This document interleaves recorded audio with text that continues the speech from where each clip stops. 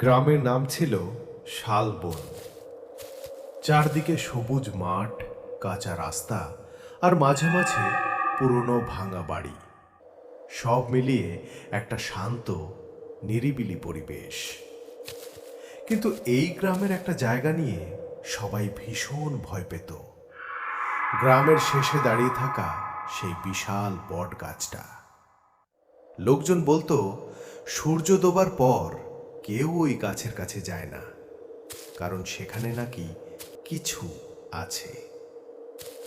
রাহুল শহর থেকে গ্রামের বাড়িতে এসেছিল ছুটি কাটাতে। সে এসব ভূতের গল্পে বিশ্বাস করত না। গ্রামের লোকদের মুখে বট গাছের গল্প শুনে সে হাসত।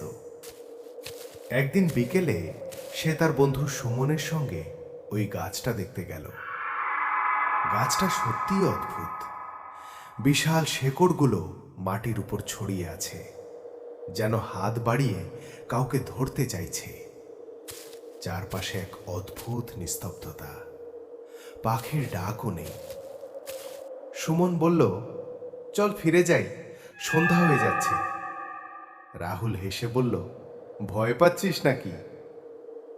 সেই রাতে রাহুল ঠিক করল সে একাই আবার যাবে, প্রমাণ করবে সবই গায়ের লোকের কুসংস্কার। রাত প্রায় 11টা, চারদিক অন্ধকার। হাতে শুধু একটা টর্চ নিয়ে সে বেরিয়ে পড়ল। বট গাছটার কাছে পৌঁছাতেই হঠাৎ ঠান্ডা বাতাস বইতে শুরু করল, যেন কেউ তার পাশ দিয়ে হেঁটে গেল। রাহুল থেমে গেল। তারপর সে শুনতে পেল একটা ফিসফিসে গলা, এসেছ?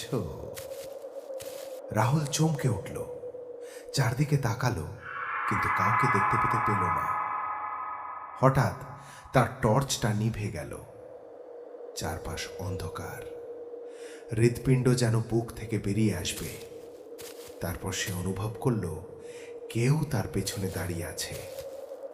ধীরে ধীরে সে ঘুরে দাঁড়ালো, কিন্তু কিছুই নেই।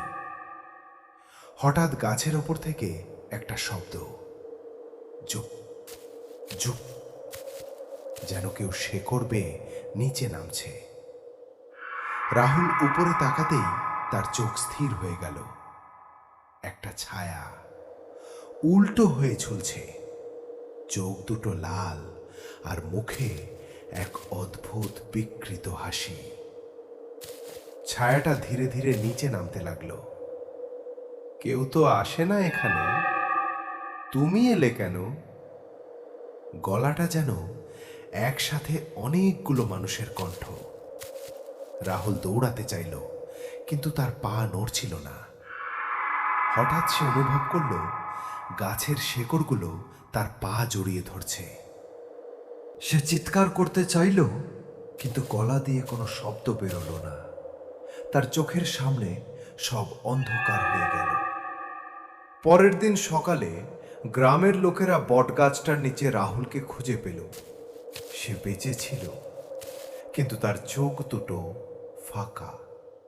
সে শুধু একটা কথাই বলছিল বারবার, ওরা এখনো ডাকছে, ওরা এখনো গাছে আছে।